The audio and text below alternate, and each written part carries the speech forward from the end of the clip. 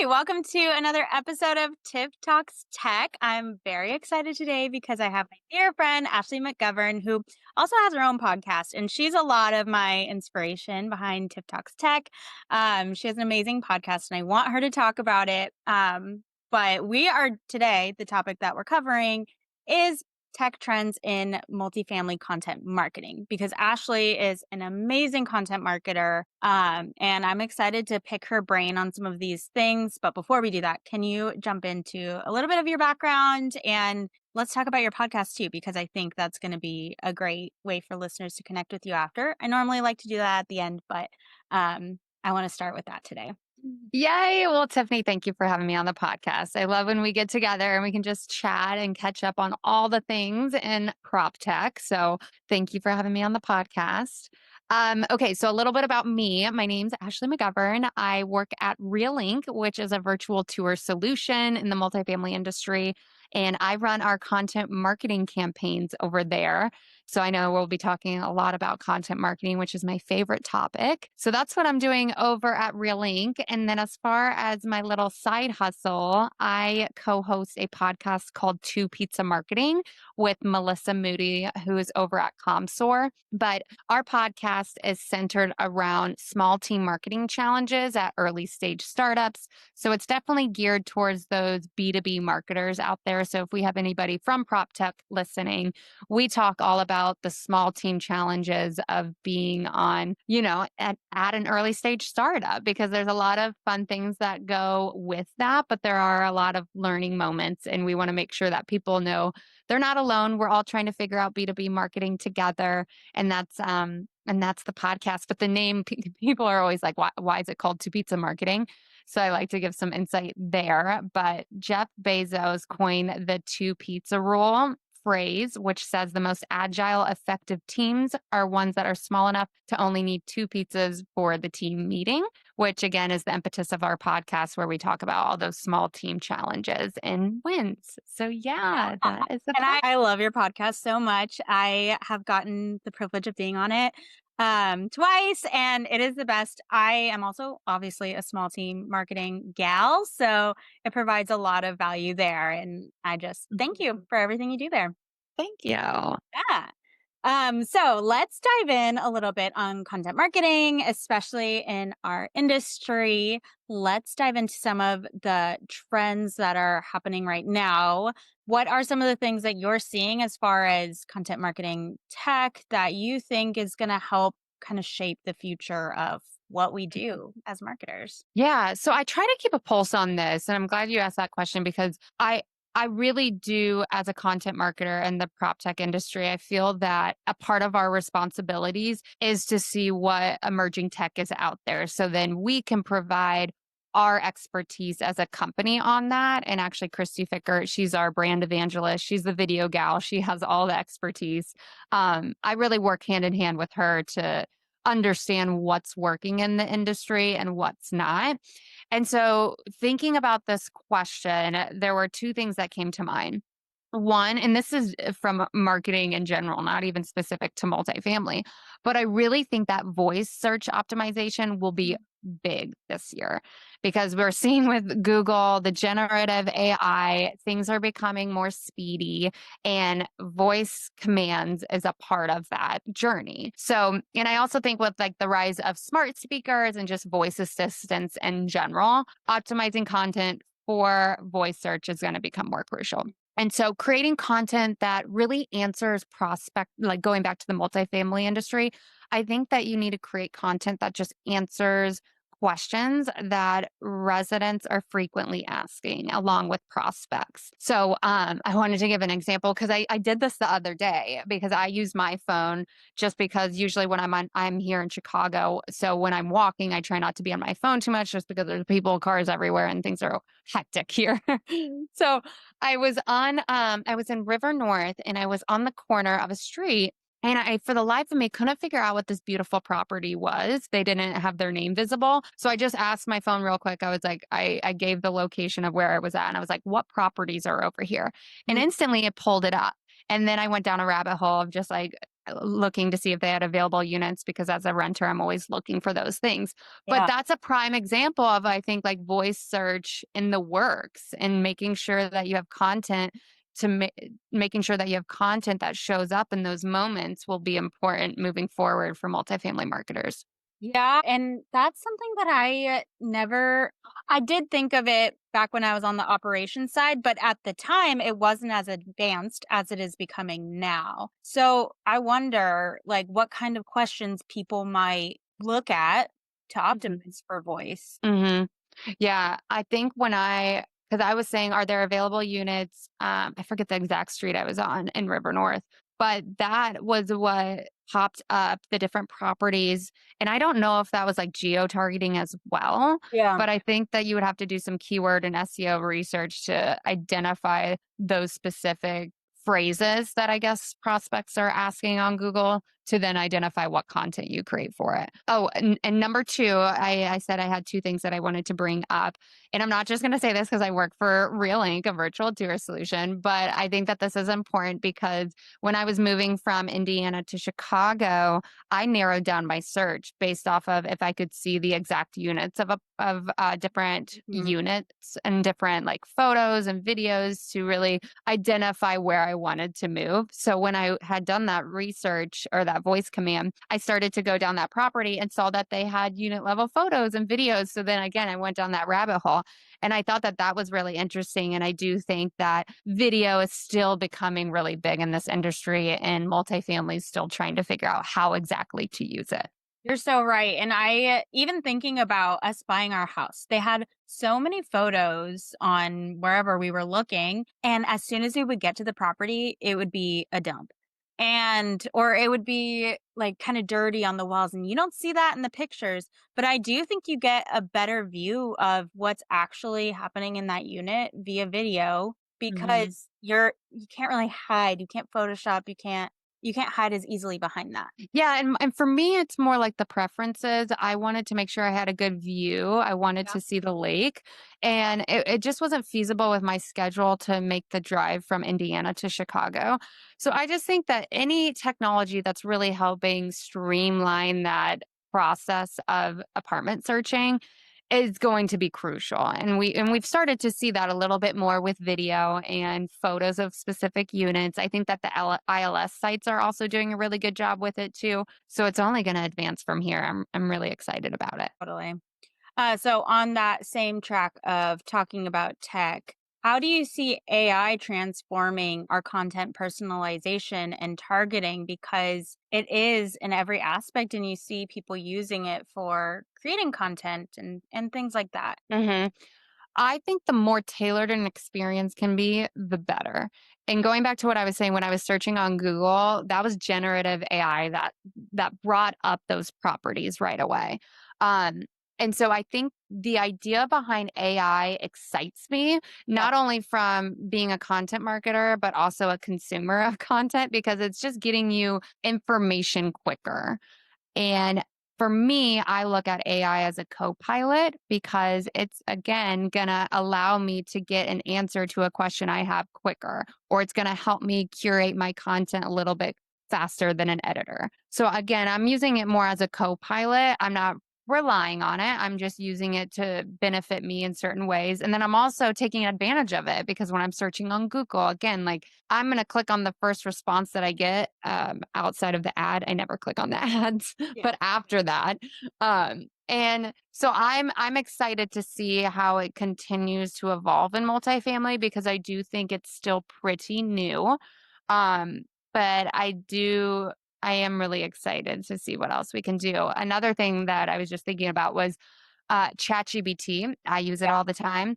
right. I'm starting to see leasing teams leverage different prompts, even like with my friends, because I don't want to generalize because I'm the only renter, but a lot of my friends also rent at this point. Yeah, But I hear about like the different emails that they get, and the responses seem to be from ChatGPT. Mm, So I do think that as a content marketer, you should always curate the content and look through it to make sure that it speaks your brand voice and tone, but leveraging it again to help you create a personalized response to that prospect, I think is something also I'm seeing with AI in the industry. yeah, and I was listening to a podcast this morning and they were talking about, like, just dumping your question into ChatGPT to create an email for you and having to ask it to say it in more of a regular tone because half the time, like, we don't talk that way. I know. Yes. I'm always asking, I'm like, okay, now rewrite that and take out the buzzwords because Yeah. ChatGPT loves to say discover.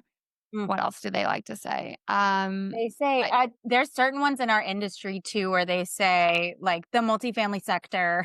Yes. Yes. Yeah. They use the word innovated all the time. I'm like, okay, I can And tell it that ChatGPT. Yeah.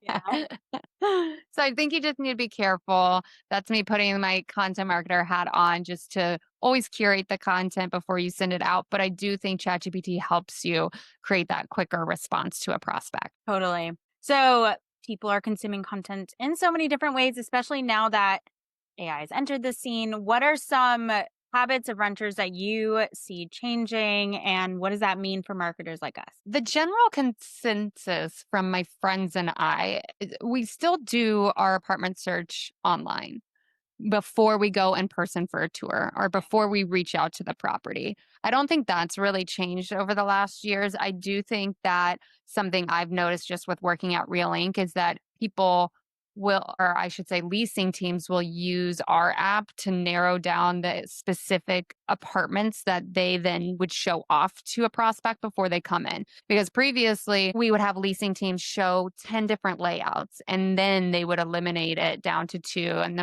and a prospect would decide between those two. Now leasing teams are saving time by being like, actually, here are 5 different videos of different layouts of our available apartments. Which two would you like to come in and then tour? And I've noticed that trend, and that's helping leasing teams save time along with the Mm, prospect then saving time. Now, me as a prospective renter, I've noticed that again when I moved from Indiana to Chicago, I used to want to go in person and tour and I would yeah. make the time for it. But now I'm like, if I can get a specific video of that unit, I can narrow my search down that way because again, I'm looking to see what is the view of the apartment. Is there a lot of natural light? Those are things that I can see in a video that I don't necessarily need to be in person for. Now, if I was buying a house, that would be a different story. But just for leasing, that's Yeah. kind of where I've landed. The thing is with leasing too, it's not like I mean, some people do, but a lot of people, you're not selecting your forever home. So if you really don't like it, you signed a lease and then you find somewhere else. And that's not the end Exactly. of the world. Yes, exactly. Oh, and something else I just thought of because I'm getting active on TikTok again. Yeah. and and I do contract work for a real estate agent and I do her TikTok content as well. Yeah. And it's really interesting how the hashtag apartment tour has over 200,000 posts and videos. So people are going to YouTube, TikTok to virtually tour different apartments. Even if they reach out to a leasing agent, they're like, oh, we don't have a video. They might then t- uh, X out that property and then go over to TikTok and see if there are any Chicago apartment tours and if they have available units and then narrow down their search that way. So it is interesting how things have started to evolve and people are searching online and not even going in person to tour anymore. Yeah. That totally makes sense. This is kind of off topic, but do you use Reddit at all for like creating content, or what are your thoughts on that? I've used it a few times to like more for market research, but I don't use it as much as I feel like people have been using it recently, and I probably should get into it. And that's just what I was thinking too. It just popped in my head. I'm like, I go to Reddit to find out the information that I can't find out just by Googling or whatever. And I wonder if people are doing that to find out more about what's it like to live at a certain property. And if Oh, they're, interesting. yeah, I don't know. Cause if I have kind of an obscure question, and it'll come up on Reddit, most likely. So I just kind of wonder if that's something Wow. might be in our future that we need to keep an eye on and just see. Like, I don't know if it's there today, but Uh-huh. Gotta keep a pulse on it. Oh, yeah, that's interesting. I'll need to look into it. I know. I need to look into that more too. I probably should have done that before it came out of my mouth, but It's okay. This is yeah, just a conversation between right. 2 marketers. So what role do you see short form video content playing in our industry, in multifamily, especially with AI popping up everywhere? We see AI pictures and videos and things like that. Do you see that coming into play? Yes, let me touch on what we're doing at Real Link because I think that'll shine some light into how easy AI is to use because there is this like AI fatigue, AI overwhelm and confusion. People are scared of it. So I totally understand that because I too am really scared of AI. I get overwhelmed by the different tools. But sometimes you're using AI without even knowing it. Mhm. So with short form video content, we're doing this at Reelink, but I know a couple other tools that are doing it too. But you can take like a longer video, let's say it's 5 minutes. Let's say it's a 5 minute unit level video tour. You can then use Reelink to extract unit level photos from that specific video. So using short form video content in other ways and repurposing that content is something I'm seeing across our clients. And then that's also great for multifamily marketers because they get to consolidate their tech and their budget. So that's the beauty in trying to repurpose your content and just putting my content marketing hat back on. We love to repurpose our content. And so I've been seeing multifamily marketers do that. And then one of our clients, we actually partner with Green Stick too. And we partnered up with one of our clients to test out short form video content and ad campaigns. And so we did an experiment to test whether static images of an available unit would perform better than video content of that specific unit. And actually, video content outperforms static images. They had a 145% increase in conversion rates Wow, that's with amazing. short form video. So I think that what that tells us is video is more engaging because it stops the scroll when people are on Facebook or Instagram. And when you're running those ad campaigns, it's going to capture their attention a lot more than just using a static image. So true because you look at that video and you think, okay, let me just see what's going to happen or what's it going to show. When you look at a picture, you just, cool, next. Yeah. Well, that's just what multifamily has always done. That's all that they know. And now that we have new tech out there that's allowing us to get a little bit more innovative, I think that's the beauty in trying to leverage your tech tools as much as possible. Absolutely. So let's talk a little bit more about authenticity and user generated content. So why do you think it is that authenticity is becoming more important with content marketing? And like we were talking about AI, that's the hot topic. And we still want to keep it authentic and keep that personal touch in the midst of having all these crazy great tools at our Mhm. I think people are getting smarter.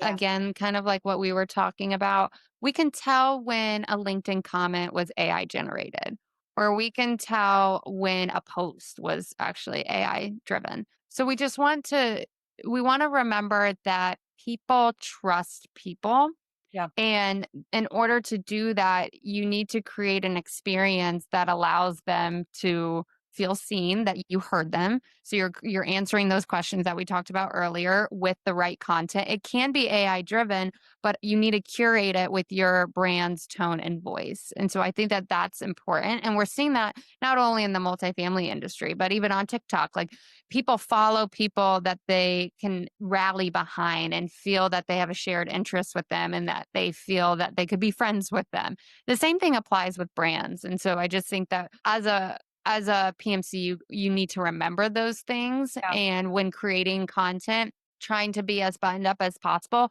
could work for some people, but other people, they want to see the real authentic you and the real authentic property that you have to offer as their new home. Yeah, absolutely. And it's never just like a copy and paste out of ChatGPT. Like a lot of times I'll use AI for making me an outline. And then I can use that outline to make something more personal and more authentic.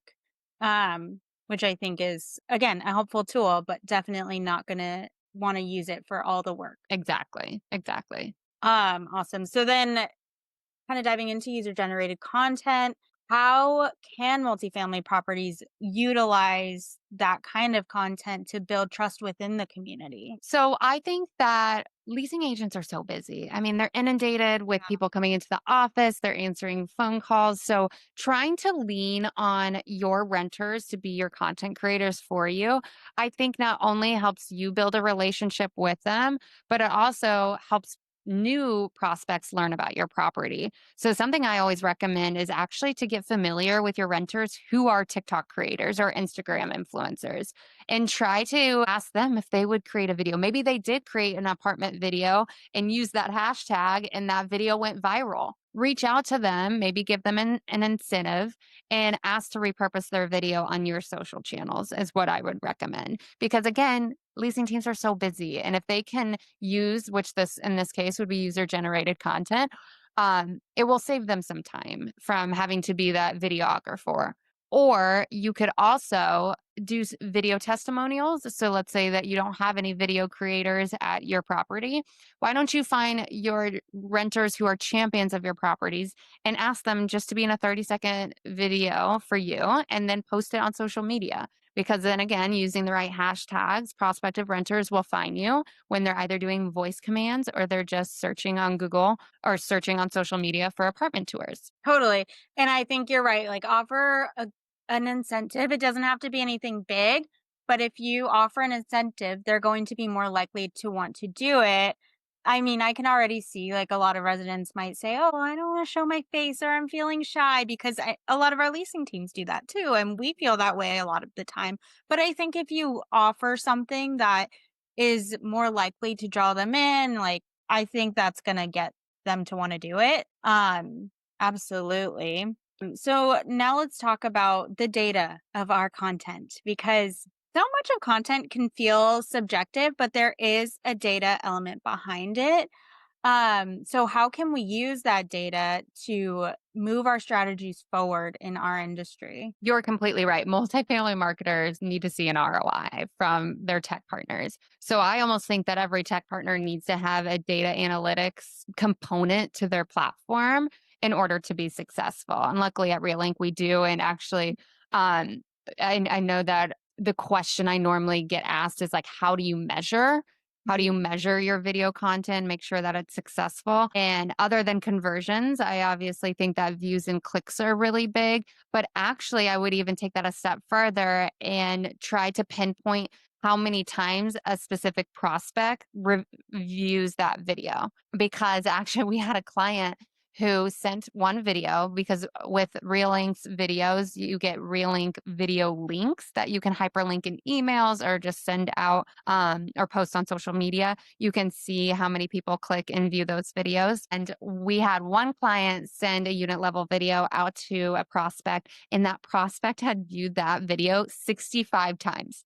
65 times. So we hypothesized that they sent it to like their family or their roommate and they Yeah. were trying to make a decision. But at that point, that's a signal to leasing agents that they should then reach out and be like, okay, it seems that you're very interested in Yeah. this unit.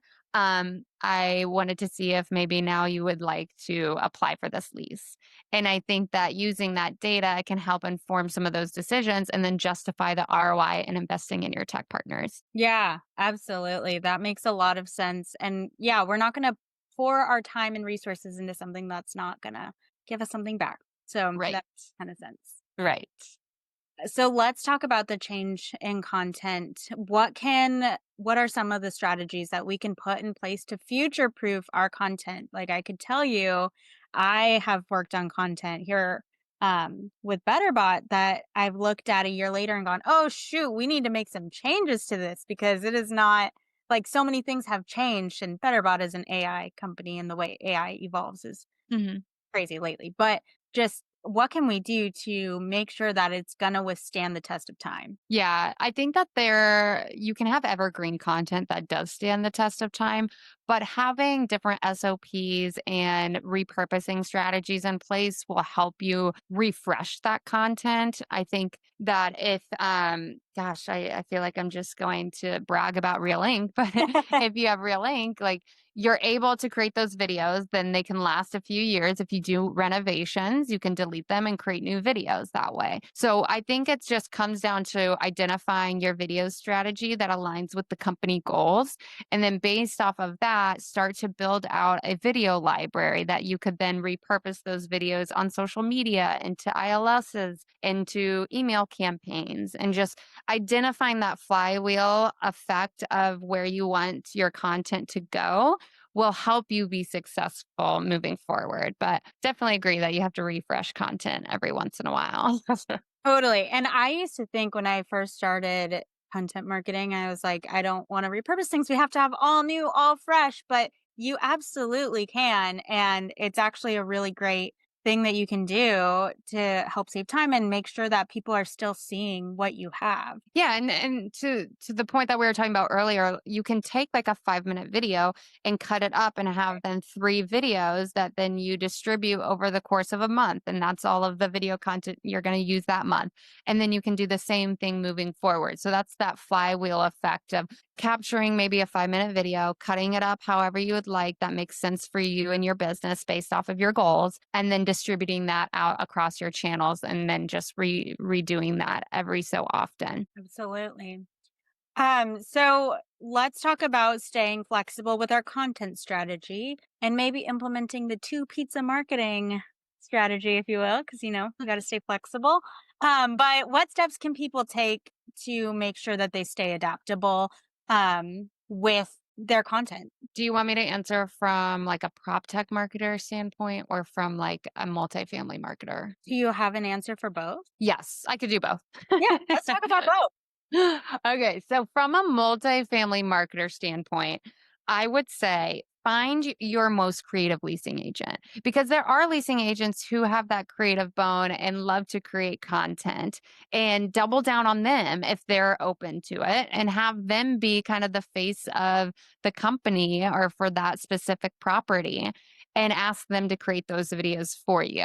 I would make sure that you give them autonomy, some free range to work within. Obviously, give them your branding guidelines, but Yeah, allow them to get creative. We have Drew Hudson, who would send like follow up videos after people came in person to tour. And you could just feel his infectious personality through the video. And that helped him close deals. Actually, the first time he used Real Ink, he closed a deal because of that. that's And amazing. again, that's because people fall in love with their leasing team. Like they want to rent from people that they trust. And the more that you can show your personality on camera, the better. So I would have multifamily marketers really lean into their leasing agents, give them the autonomy, try to inspire them to get creative. And we have a variety of resources that can help kind of spur those creative juices when it comes to what videos to create. But I think that's how you remain flexible is just giving them the autonomy. Yeah, Then from a prop tech marketer standpoint, I think it's really important as a content marketer to subscribe to newsletters, listen to yeah, podcasts, talk to other marketers in the industry, just like we're doing today, because that's how you learn what's working in B2B marketing. And for me, that's why I started my podcast because I wanted to learn other people's playbooks. So then I could take that and go execute it. And then it made me do my job better. And then it helped me, advocate for promotions in the past because I'm able to take learnings from other people and apply it to my job and execute on those strategies that aligned with our company goals. So I just think that really keeping a pulse on the industry and having those conversations really allow you to learn more than you probably think because I can't even articulate how much I've learned over the last 2 years because of my guests alone. It's been a really fun journey. yeah. And it's really interesting when you feel like you're on an island. I know when I was on the operator side, we were on a two-person marketing team. Then when I came to the vendor side, where I'm a one-woman show. So I think that it can feel a little bit like, okay, I got to figure out what I'm doing, Yeah. but making sure you stay on top of those trends with different newsletters and making those connections like we have, Yes. where you can kind of talk out things. Is this normal? Are you seeing that? I think it really helps, especially getting outside of your company and just kind of seeing what others are seeing. Yes. Oh, that's a good point. And I agree. Like in working from home too, it gets lonely. So Yeah, like having these conversations allow me to stay agile and flexible too. So I'm really grateful for that. But to your point, getting outside of multifamily and learning from like the e-commerce industry or the retail industry and getting some creative ideas there, that will help inspire some of your campaigns. It's actually worked out in our favor in the past. So that's a really good idea. absolutely. So are there any resources that you can think of for marketers that want to keep up with those trends? Oh my gosh, yes. I think I've done a post on this in the past and I had like way too many. So I'll just narrow it down to three. But Devin Reed's newsletter, The Reader, he previously worked at Gong and then Clary, and now he's off on his solopreneur journey. But he has some very tactical, practical advice when determining your content strategy and really how to apply that to your day to day. Wes Ko's newsletter is more so just on the operator side, how to be a better communicator, project manager, and overall teammate. She has some great advice on a weekly basis. And then Dave Gerhardt's Exit 5 podcast, one of my favorites. He gets very tactical as well. I didn't even put my podcast. I'm not even going to name my podcast. But then my podcast, Two Pizza Marketing. Yeah, absolutely. Those are great ones. Have you seen any specifically innovative or successful content campaigns in our industry that have done really, really well? Mm. Um, when I lived in Indiana, I lived at a community called the Artistry, and it's Millhouse's property. And I always thought that they did a really good job on social, and they actually capitalized on the fact that their rooftop pool it was a known rooftop pool. Everybody went to it, and people started to do like a hashtag for like Artistry rooftop pool. So they decided to create its own Instagram handle for their rooftop pool, and then what they would post whenever they had like crazy stories or like crazy events with DJs there. And so I feel like that's a good example of them listening to their residents and like making not making fun but like being playful with Yeah, that and creating a campaign out of that. So that I was feel something like I really liked. I feel like we have such a hard time, and myself included, like towing the line between staying professional and being kind of playful. And I think that's such a fun example of being able to do that and still being relatable, Mhm. without getting too far off the wagon. Yes, I agree. Yeah, definitely. Do you think that that campaign really addressed any trends that we're seeing or changed the way like were more people wanting to move in because they saw the pool? Yes, everybody moved there because of the pool. Really? That's so Yes, that was, like, a big selling point for them, so I think it's a good example of leveraging one of your amenities and making it the face of the property because they didn't have a leasing agent that wanted to be the face of the property. yeah, I really liked that campaign. that's really cool.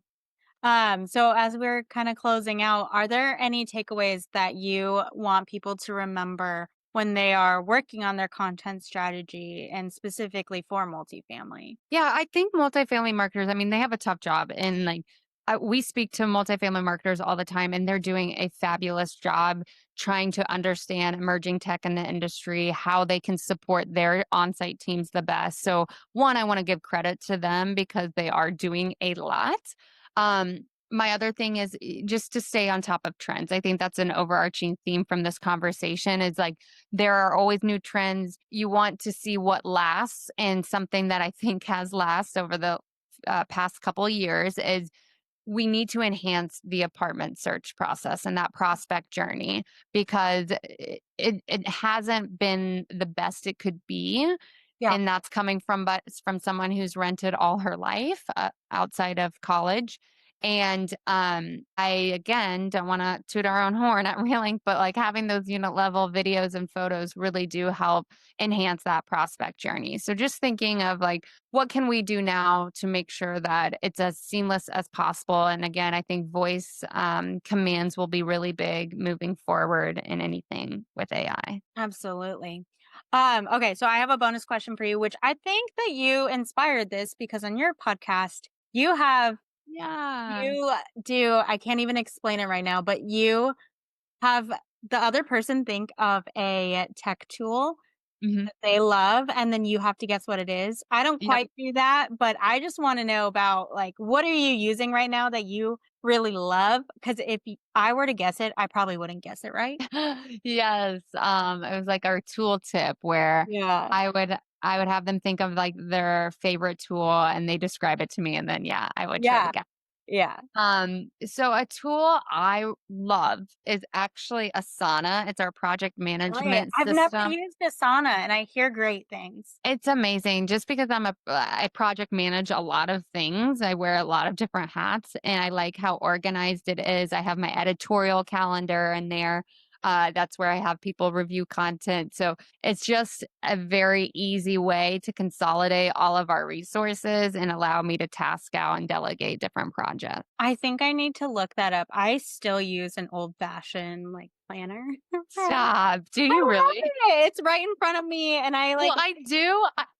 I write down like my top 3 to 5 like to-dos of the day, Yeah. even though I have it in Asana, which is definitely not productive, but I still need to write things here and there. Yeah, so I really love to write, but I do think the fact that you can review things and look at them in the platform, that would be a game changer. So that's awesome.